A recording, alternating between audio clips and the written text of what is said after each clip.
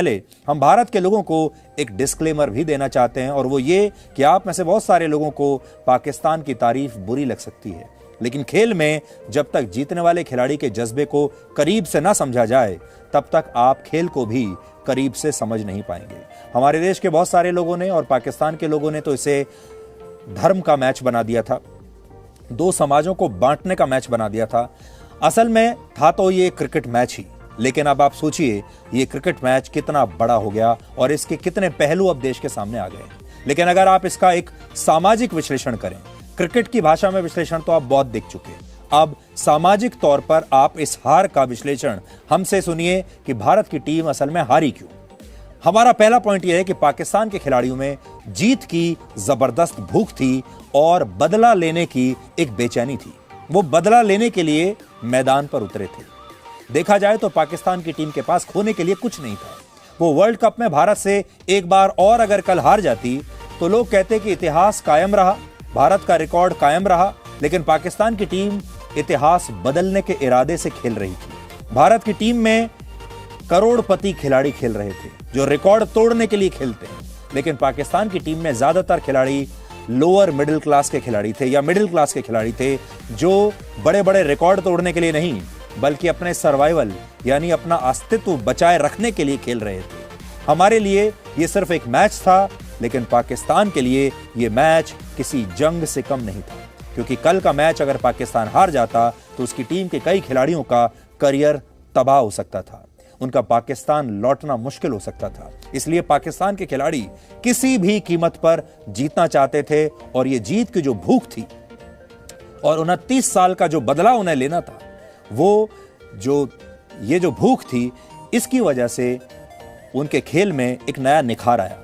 दूसरा पॉइंट यह है कि भारत की टीम संसाधनों से भरी हुई एक बहुत ही संपन्न टीम है, जिसके पास एक सुपरस्टार कप्तान है, शानदार कोच है, एक बहुत बड़ा मेंटोर है महेंद्र सिंह धोनी के रूप में।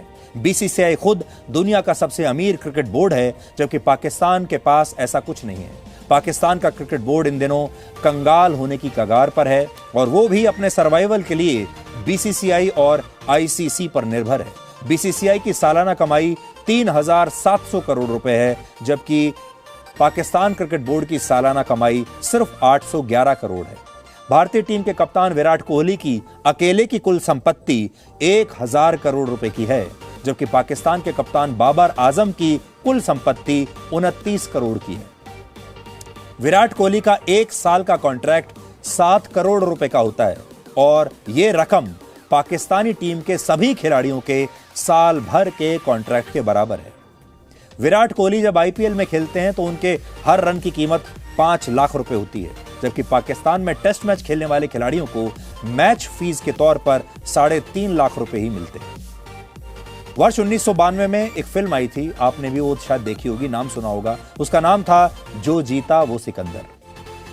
इसमें शहर के सबसे महंगे कॉलेज में पढ़ने वाले अमीर छात्रों और शहर के एक सरकारी कॉलेज में पढ़ने वाले गरीब छात्रों के बीच एक साइकिल रेस होती है।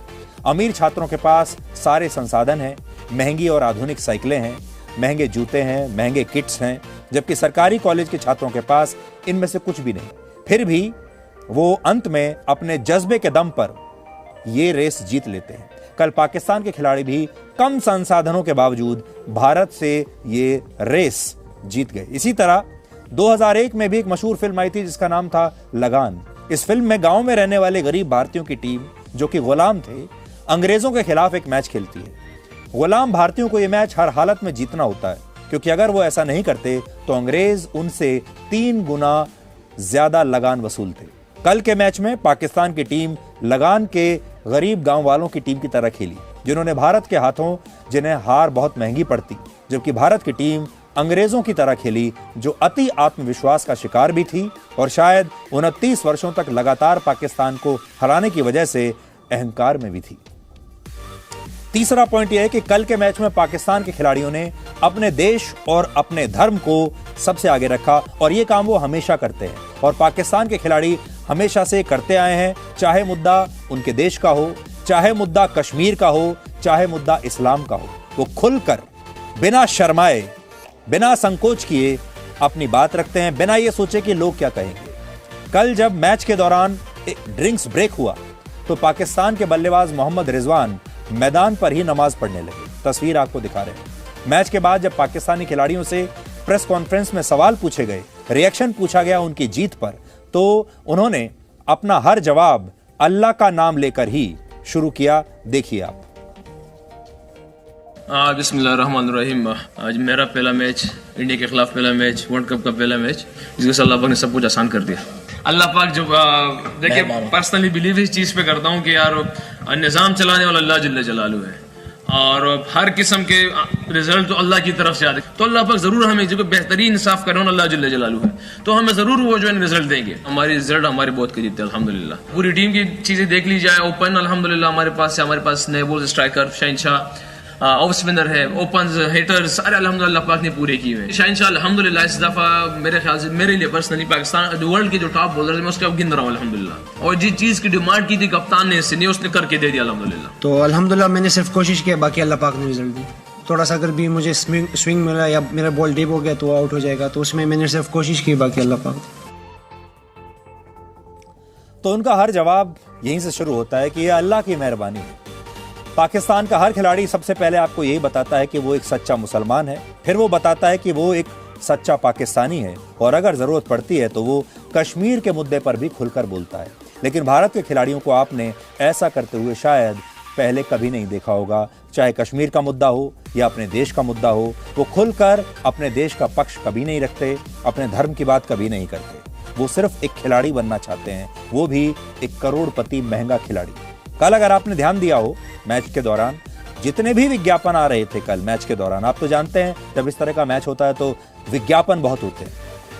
ज्यादातर विज्ञापन वो थे जिनमें आपको भारत के बड़े बड़े खिलाड़ी, क्रिकेट खिलाड़ी नजर आ रहे थे। यानी विज्ञापनों के जरिए भी हमारे जो खिलाड़ी हैं वो बहुत पैसा कमाते हैं, बहुत बड़े स्टार बन चुके हैं, और कई बार तो ऐसा लगता है कि आप शायद किसी खिलाड़ी को नहीं बल्कि किसी फिल्म स्टार को मैच खेलते हुए देख रहे हैं। A feel of discontent, I'm finally facing